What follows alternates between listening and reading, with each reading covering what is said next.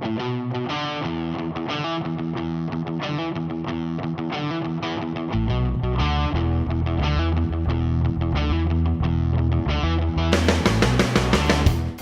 is an adventure.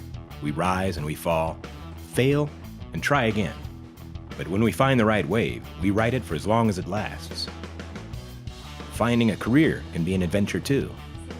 Tyson Henderson, a recent graduate from the career program at Sage International Charter School in Boise, is pursuing a career he hopes will carry him into an adventurous life. Since I was itty-bitty, I've always had like a passion for surfing, snowboarding, skateboarding, and pretty much the textiles within every sport. As a part of a growing trend among Idaho schools, Sage International adopted their career program in 2016 to help prepare their students for the workforce. So CP, short career program, starts for students in 11th grade, and it's just 11th and 12th. Since we are a public school, we felt like we needed to offer as much choice to our students as we could. And for those kids that like to do things with their hands or think outside of the conventional box, then the CP program allows them to be able to do that. For me, some kids think it's kind of a hoax just because, I mean, it is very less academic in a way, but I mean, it is what you put into it, just like life. I mean, if you're not going to put very much into it, don't expect anything out. We have coupled with the state and their career technical education program, and we offer what's called the IOT, which is the individual occupational training. My junior year, we did a lot of like figuring out how to file taxes, how to write like job applications. Writing a cover letter, how to present yourself, those kind of things are all required in terms of what the business world or the professional world is looking for. It's like you got to just kind of like get some momentum going. So the students are required to complete 280 hours in an intern of their choice. So CP kind of directed me in somewhat of that path to just get out there and find a company or a business that would help me acquire the skills to do what I want to do. Tyson's been great. I think Sage is kind of a unique school from what I can gather, but Tyson was like super persistent. So he's like emailing and calling. Like, hey, my name's Tyson Henderson, like everything I learned and practiced in CP class. I was like, hey, would you be willing to let me come in, maybe do an internship, da-da-da-da. And by the third email, I was like, okay, I better just write this kid back because he's getting antsy. And then like literally as I'm emailing him back, he comes in. Like met him in person, shook his hand, looked at him in the eye, everything that, again, we learned in CP class. A lot of kids don't know how to do that. They don't know how to go up to someone, shake their hand, look them in the eye, talk to them. I mean, he did his due diligence and he showed me he was enthusiastic. At the beginning, I thought I was going to be I wanted to do graphic design, which is like logos and all that stuff, which quickly kind of switched to industrial design. So this one was a wetsuit surfing booty that's just kind of redesigned to give it a little bit extra like support, strength, durability, but also has kind of like a watertight zipper to connect to like the bottom of your wetsuit. One of the things that I kind of appreciate about the CP program is it allows not only choice for a student to either go academically or career path, but it allows them to explore. We've kind of let him run with the stuff that he has the most interest in, because otherwise what's the point, you know? I'm learning skills like how to work retail, and then also woodworking, metalworking, all that type of stuff, which is kind of somewhat giving me a step ahead of some of the students that I'll be going to college with. We do all our own screen printing, and so we've let him run with that a little bit more, doing some graphics on boards. So I just designed the graphics on the board, got the idea from my boss, and then kind of took it from there. We kind of wanted to represent like surfing in Idaho. So like, of course, surfing's always gonna have that palm trees just because of the ocean. But on the other side, it's got the pine trees because of Boise.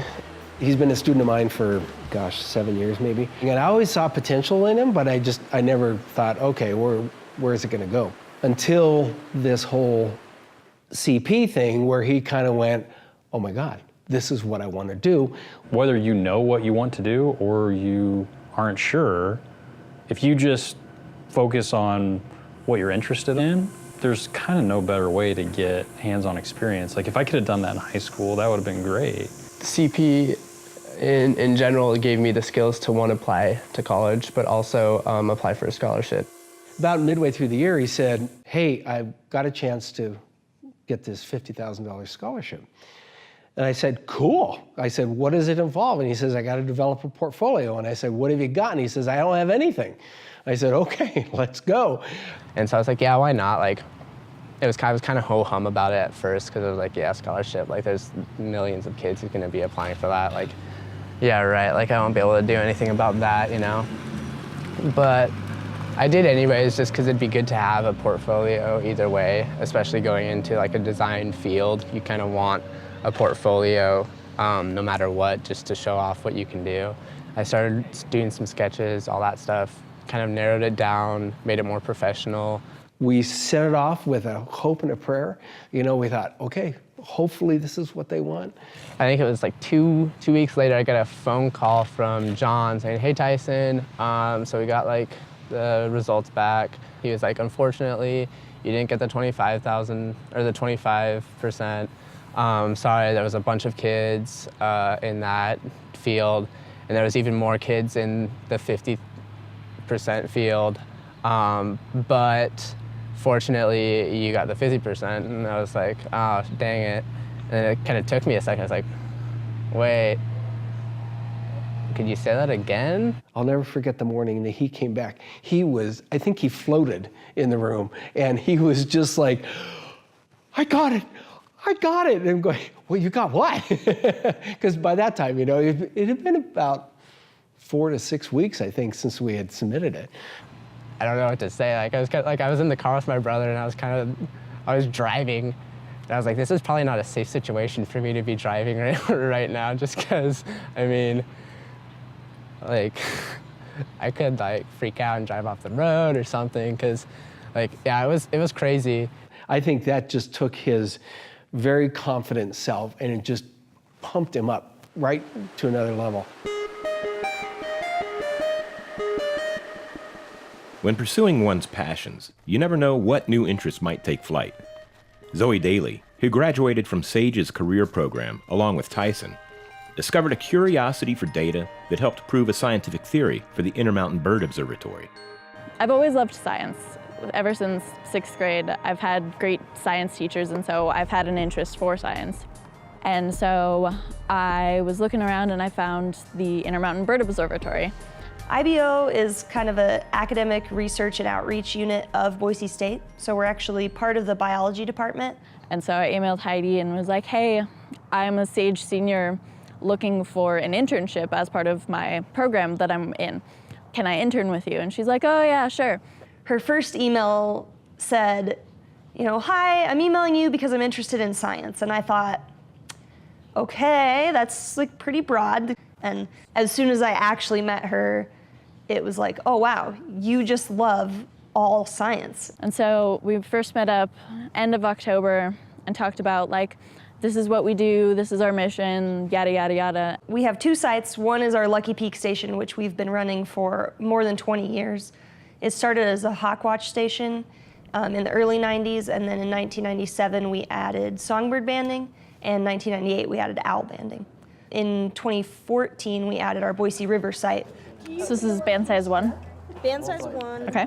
We had Zoe look at yellow warblers, and they're a species that is probably one of the most widespread bird species, but they're a species that overall, looking at all the data from all researchers, is seeing a slow decline, so maybe about 5% a year.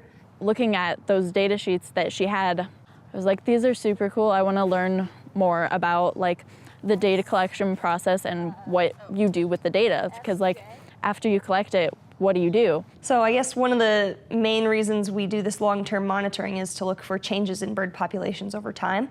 And so we wanted her to look at this species because they're a key riparian species, and so what we learn about them here might be applicable on a broader scale. I also wanted her to look at yellow warblers on the river because I noticed as soon as we started banding down there that they seemed to be fatter. She had a theory that the Boise River site was a good place for birds to go and bolt and then stock up on food before migrating. And so by looking at this data, we can clearly see that that is the case because right before migration season, they're getting really fat at that site. I wanted to confirm that because that tells us that that's a location that we really want to protect and preserve. When I was first looking for an internship, I wasn't looking for data analysis. It just kind of popped into my lap after looking at those spreadsheets. I'm like, I kind of do like data. I'm one of those people who like to do tedious things. I like puzzles, I like untangling headphones, all of those different little tedious things. It was really cool to be able to turn Zoe loose on this project that actually has some conservation value. So looking at identifying a key habitat area for a certain bird species. Now that data is out there and people in the Boise area can know like the Boise River site is good for these reasons, and here's why Lucky Peak is good for the yellow warblers. I think one of my favorite things about this intern project is that it gives you real life data to work with. In math class, you are given data sets and they're kind of neat and clean and there's an answer you're supposed to find. So I think that was fun for me to lead somebody who's obviously interested in science through that scientific process, probably for the first time.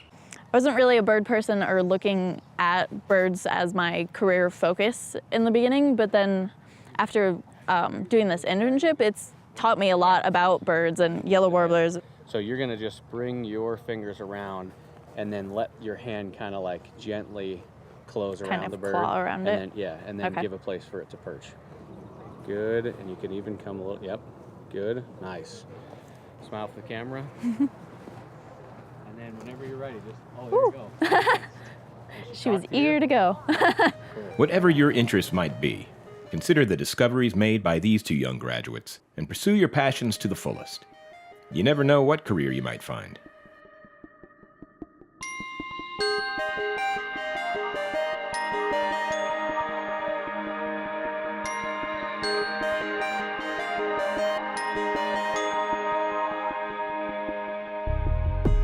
Idaho Pathways is a part of American Graduate, Getting to Work, a public media initiative made possible by the Corporation for Public Broadcasting.